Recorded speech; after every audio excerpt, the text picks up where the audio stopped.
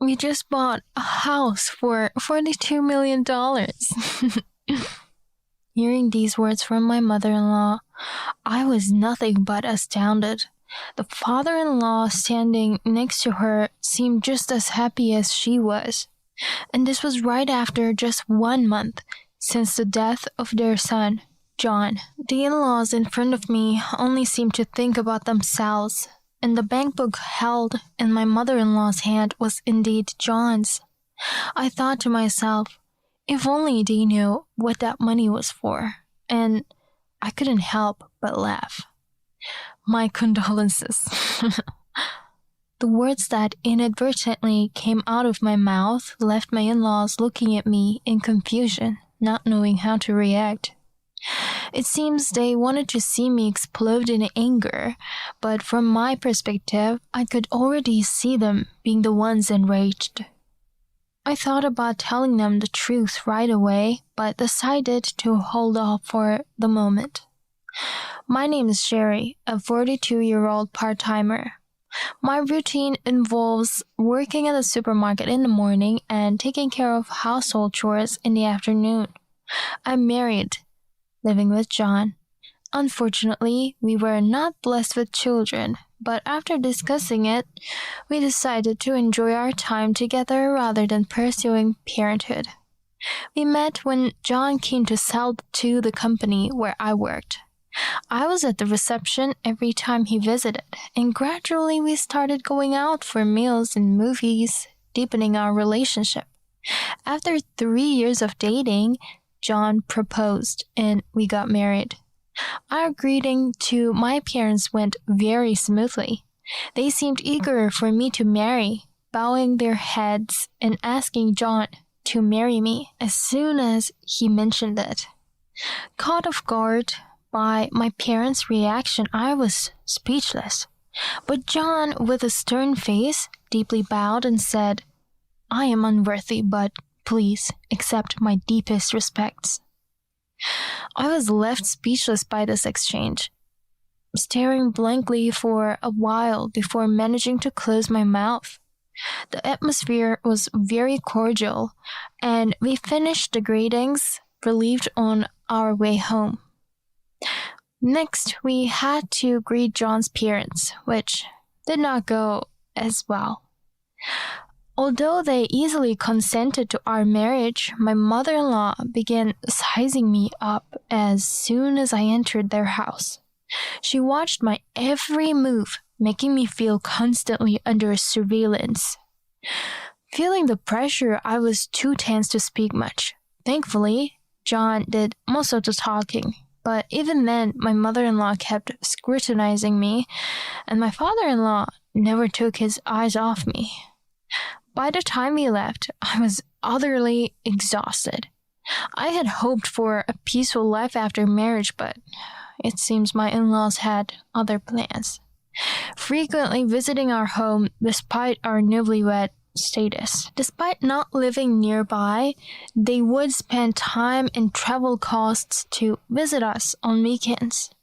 And with John often away for work, they took the opportunity to snoop around our house. After leaving my job and continuing as a part-time worker to take care of the house, I was always ready to welcome my in-laws.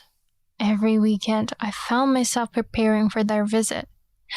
I would spend the entire day cleaning every corner of the house, from the entrance to the bathroom, kitchen, and living room, ensuring everything was spotless for their critical eyes. I also made sure to cook, thinking they might miss homemade food, going as far as to buy ingredients I didn't have. To be honest, dealing with my mother-in-law alone was quite troublesome, but visits from my father-in-law were equally challenging. They claimed to be checking if I was adequately supporting John. My mother-in-law saw it as her duty to point out any shortcomings as a wife, while my father-in-law was supposed to check for any inconveniences from a husband's perspective. Although my father-in-law rarely made demands, my mother-in-law was relentless. Her criticisms extended to unnecessary details like cleaning methods, adding seasonings, and even how to fold laundry, pushing me to the brink of a nervous breakdown. And as if that wasn't enough, they also relentlessly meddled in our decision not to have children.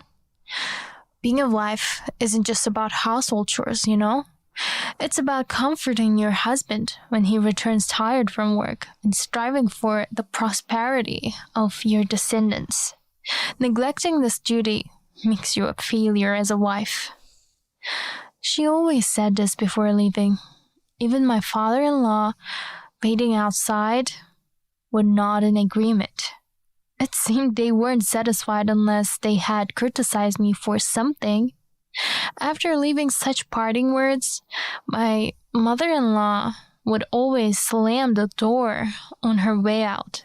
Once I confirmed the door was closed, I would sigh, listening to their footsteps fade away, which had become a routine sequence of events.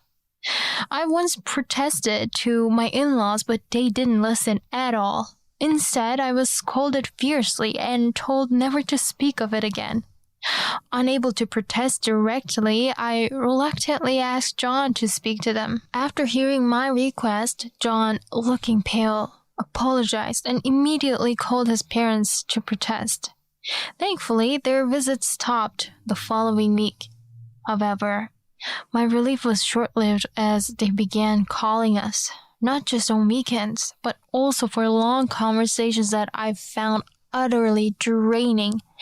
Since I only worked mornings at the supermarket, I was home in the afternoons, which my mother-in-law, knowing or not, took advantage of by calling me.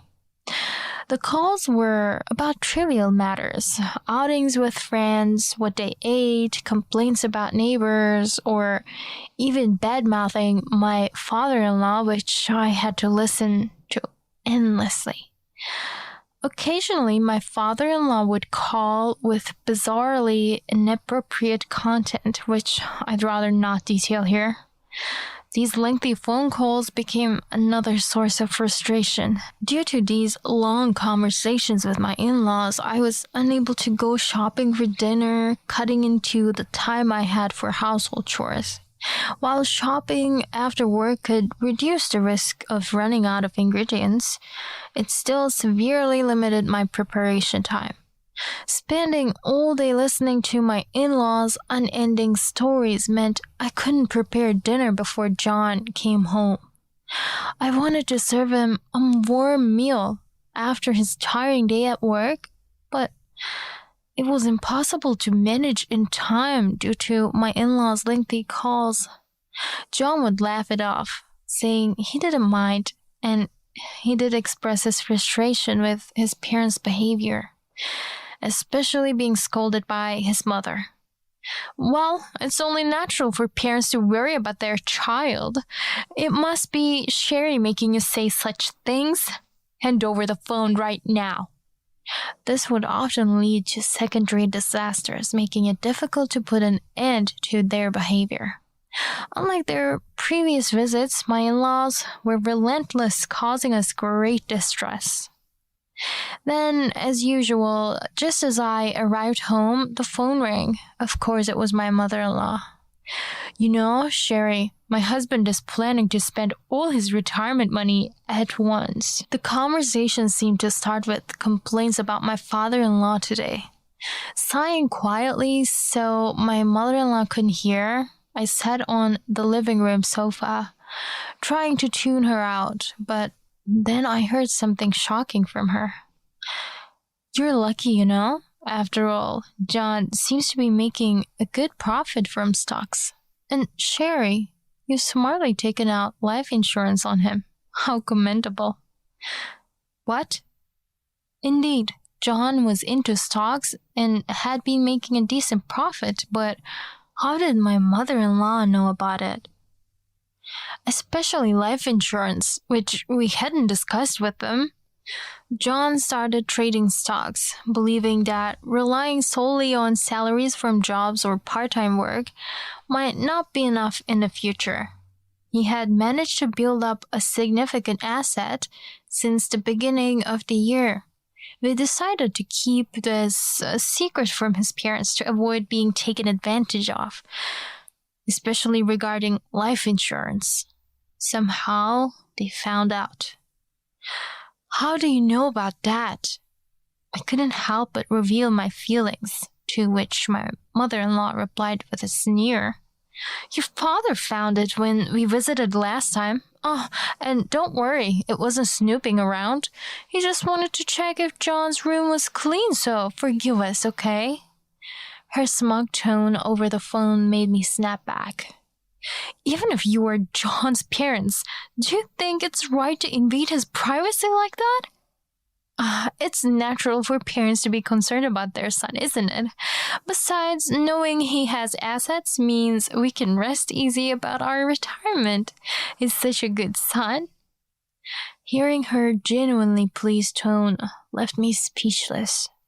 When I reported this to John, upon his return from work, he was visibly distressed. Can't believe they knew. That money was meant for us. Despite his concern, there was little we could do but resent their prying eyes. We spent many nights discussing how to protect our hard-earned assets from my in-laws. Then, suddenly, I received news that John had collapsed at work. I had just returned home from shopping and, as usual, found myself caught up in a phone call from my mother-in-law. Just as I was hoping the call would end, my smartphone rang. Thinking this was my chance to end the call with my mother-in-law, I mentioned the incoming call. However, she dismissed it, saying, Who is it from? You shouldn't answer calls from unknown numbers, but listen, I was talking to the neighbor yesterday, and continued her story unfazed. Stunned, I missed the chance to end the call and glanced at my phone again, only to find the screen dark. As I listened to my mother-in-law, the phone rang again from the same number. Clearly, the same person was trying again. Despite not recognizing the number, I saw this as an opportunity to interrupt my mother-in-law's never-ending story. Lying that the call was from someone I knew, I finally managed to end the conversation with her, answering the persistent phone call. I was informed by John's workplace that he had been urgently hospitalized. Rushing over in a panic, I found that John had already passed away. The cause was cancer, which had progressed rapidly. He had apparently been reluctant to visit the hospital. I learned from his colleagues that he had been deeply worried about me being mistreated by his parents during his absence and had wanted to return home quickly. Knowing this, I was engulfed in deep sorrow as his funeral was solemnly conducted. Despite their son's death, my in-laws didn't seem very grief-stricken. If anything, they appeared restless and distracted. Although their behavior was concerning, I prioritized handling the funeral arrangements.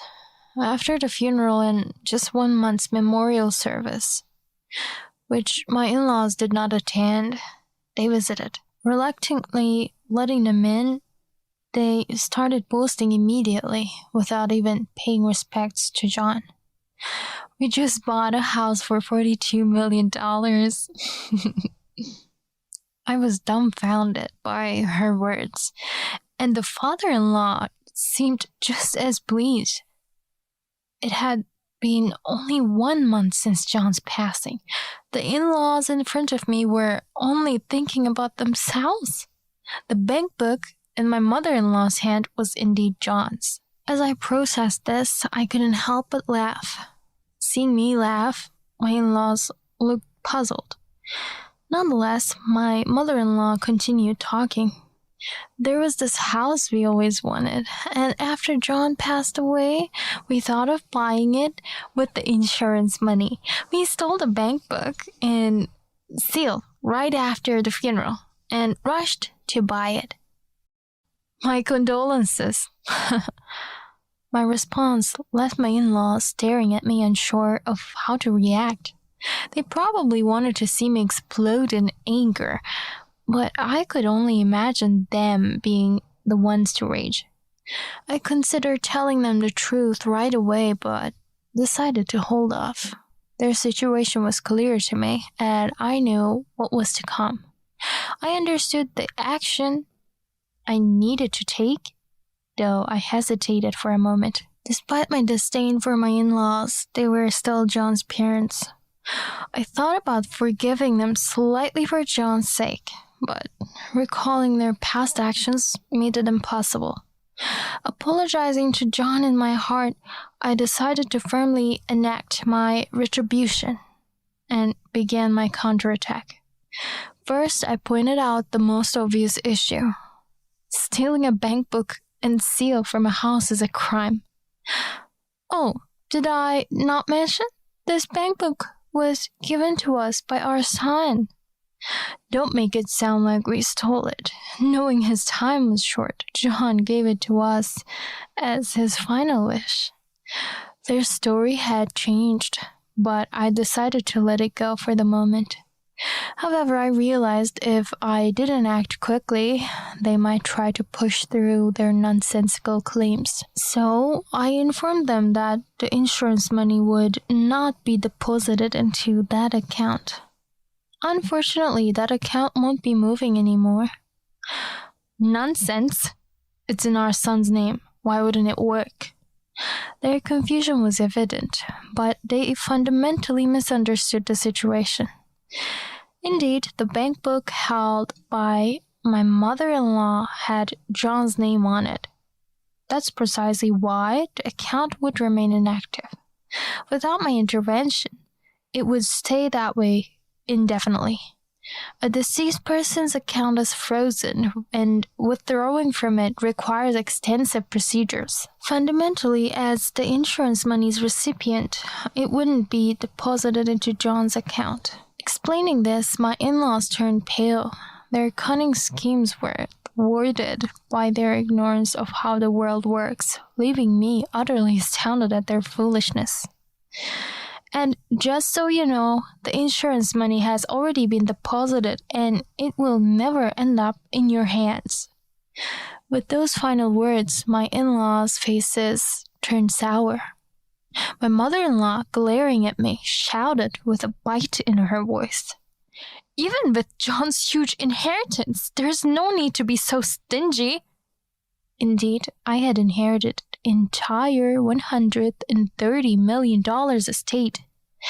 That was always the plan, and after my in-laws became aware of the assets and insurance money, John had told me so. Thinking back, John must have known about his health by then.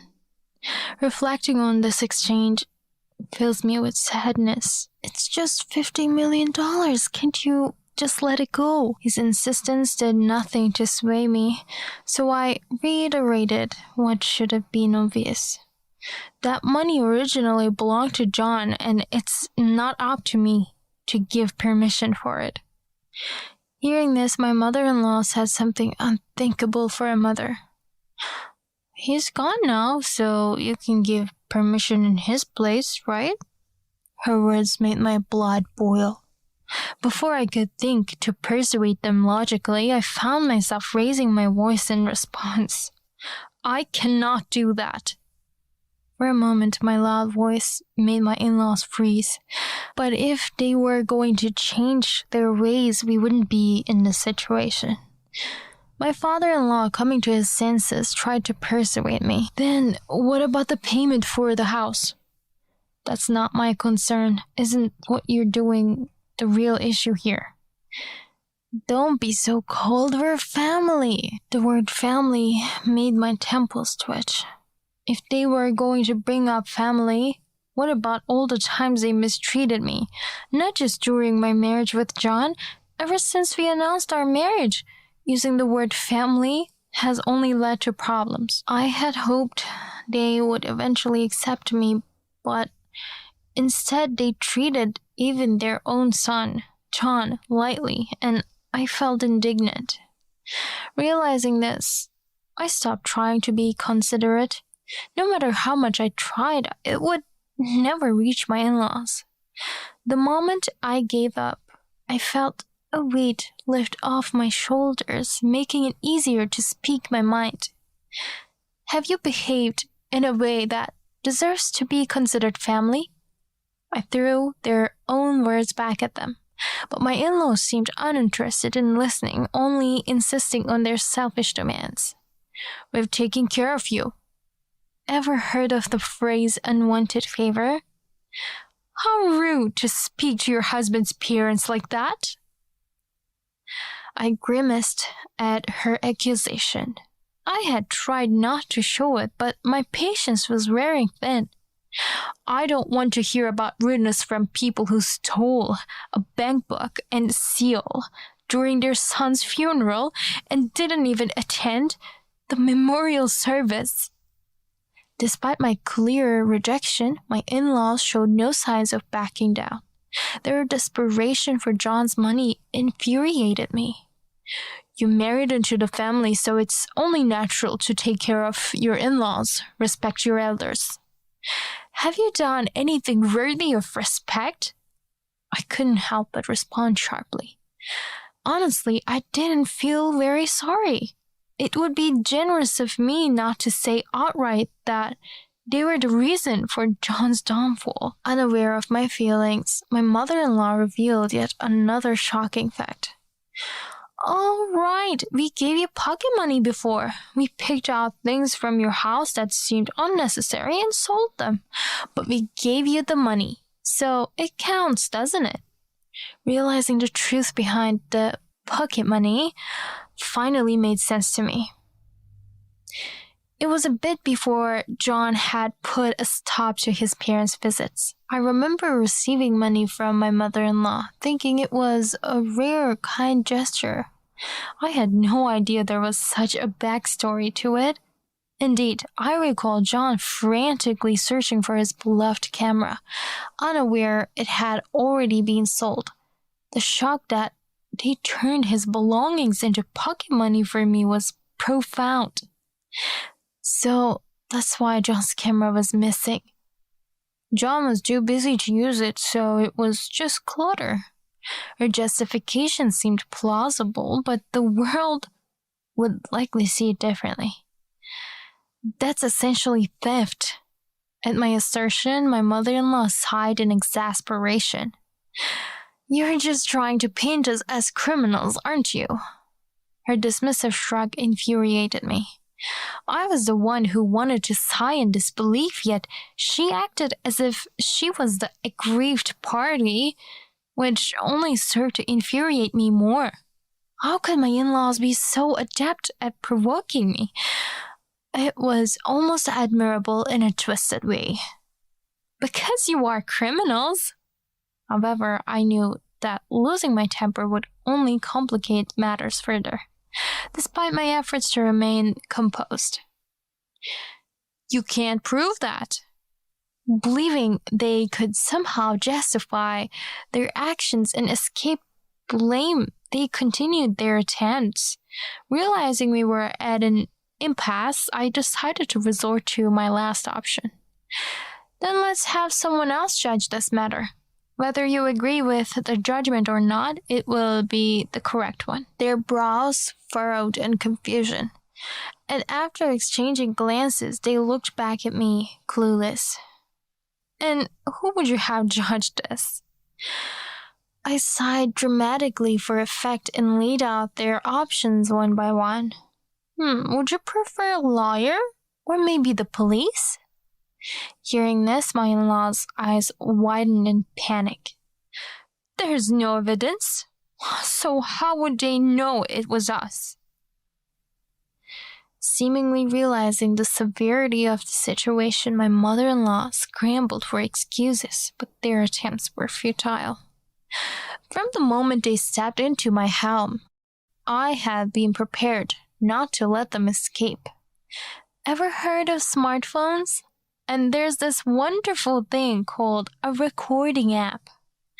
I pulled out the smartphone I had discreetly kept in my pocket and waved it in front of them, watching as the color drained from their faces.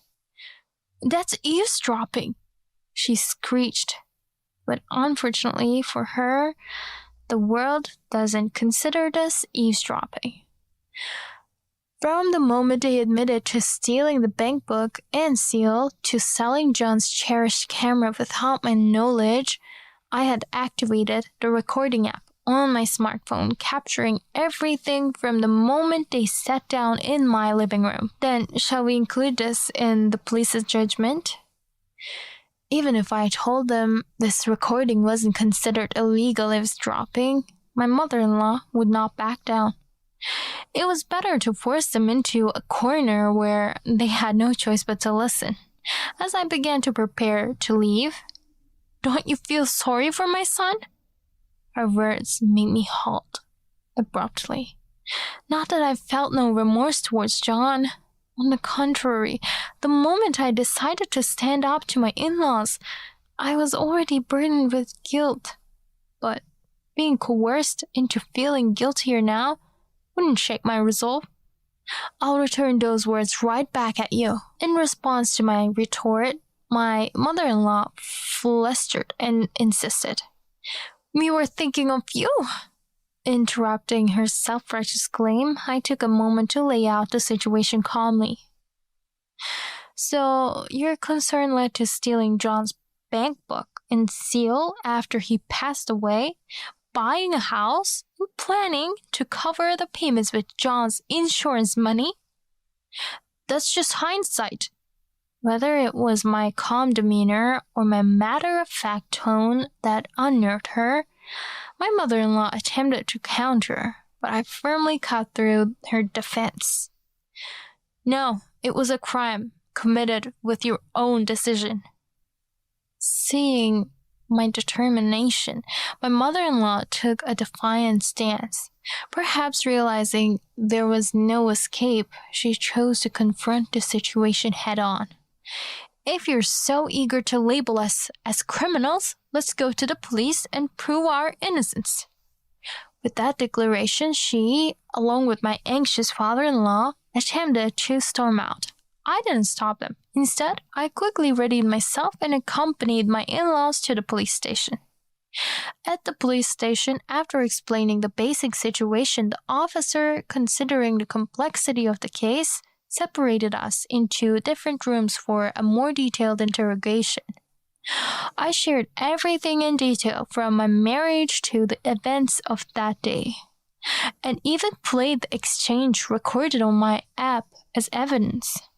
Despite the noise from another room, I explained my story without distraction. As expected, my in-laws were suspects of theft and underwent further questioning. Their reluctance to speak truthfully prolonged the process, giving me enough time to file a complaint and search for a lawyer.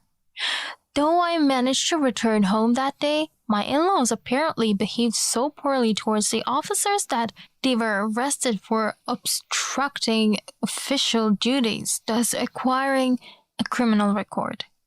But I wasn't ready to forgive them just yet. If I was to act, it had to be thorough, reflecting my resolve. By hiring a lawyer, I could consult properly and demand compensation from my in-laws for the mental distress and repayment of the money from items they sold without my permission, utilizing every possible measure. Consequently, my in-laws were overwhelmed by the payments due to me. Originally being a housewife, my mother-in-law was relying solely on my father-in-law's retirement fund, and they found their finances strained by my compensation. Additionally, the cancellation fees for the impulsively purchased house further burdened them. Despite reaching their 60s, they were forced to work multiple jobs to settle their dues, living quietly at home under the judgmental gaze of neighbors. Considering their financial turmoil, moving wasn't an option. As for me, I used the inheritance from John to move discreetly. The apartment we once shared felt too lonely after his passing, so I purchased a new condo. Though now a widow, I lived comfortably, honoring John's memory daily. Unable to ease my sorrow, I began crafting and selling small items, which unexpectedly became quite popular, leading to surprisingly busy days. This venture helped me make friends in the neighborhood. Occasionally, we'd share inspirations and advice over tea, enjoying each other's company. Unfortunately, I lacked the knowledge to repurchase John's cherished camera. Yet, I often revisited the photos he took, gazing out from the slightly too large living room of my condominium, imagining our life together. How happy we could have been together. Despite such impossible wishes, the photos of me smiling, taken by John, remind me to pursue happiness. While it may take time, I believe time will help me heal. Free from the troubles from my in-laws, I look forward to living peacefully.